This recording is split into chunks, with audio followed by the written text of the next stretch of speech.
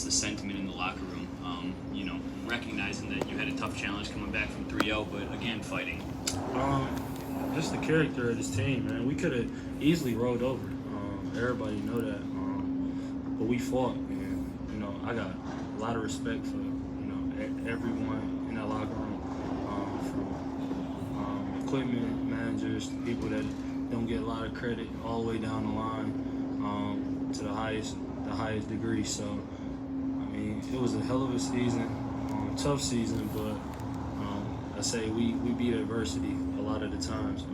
Without Mike and Jamal, two great players, we still found ways in tough, hostile situations to win, and that just shows, the character and how good, we can be. Monté had a 10-point lead at one point, up 8 to start the fourth. When did things change and how? It's a game of runs. I know we was up 10. That team, they score in bunches, so we couldn't get too high. They shoot threes, so when they went on their run, our biggest thing was just trying to keep the composure, just keep everything, not rushing the ball out and just going down there and not getting in any set. I think throughout the game we did that. We was in sets after sets, and it showed. We was getting great quality shots. Do you feel like, when you look at the stats, if you make your free throws, it might be a different It's outcome? crazy. We missed a lot of free throws. I missed one myself. And we missed some open threes. I think we got great looks. They tried to box and won Nicola. We all missed some great looks from three. But at the end of the day, it's a make or miss league, and we can't, trip over spoiled milk. It didn't happen tonight. We didn't make shots. And down the stretch, got to take my hat off to a good friend of mine, Gary Payton. Great game. He's not known for three-point shooting, but that just shows the character, how good he is. Just being ready when your moment, presents itself, and he hit some big threes. Take my hat off to him. Monté, when it comes to the end of the season, just how do you handle that? How much time do you give yourself to reflect on what just happened, and then how quickly do you kind of start focusing on the off season? You dwell on it. It's gonna be tough. I have a 24-hour rule, with games, but when it's your last game, you kind of dwell on it more. But go back to the drawing board.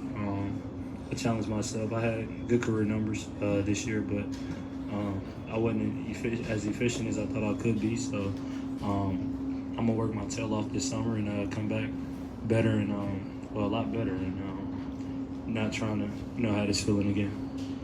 Monté, the fact that Golden State, I think they were the second best defense in the league this season, they had to go to a boxing one to defend Nicola. Is that kind of just like symbolic to you guys of how tough he is to stop? Yeah, he attracts so much attention, and he's still putting up, crazy numbers. Most guys, when double team, triple teams will come, they fan away from it. But, he want the ball, he want the big moment. That's why, he's definitely MVP. I love playing with him. He has a lot of confidence in every single one of us, and he's so unselfish.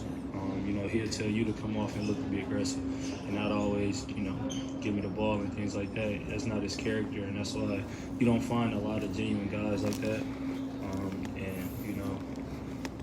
It's great playing alongside of him. Monté, you've known Draymond for a long time. What was it like to go up against him for an entire series, see him defensively try to match it against Jokic? Draymond, since Michigan State, it was even since Saginaw High, he always had that grit, that dog. He always been a winner, know how to win.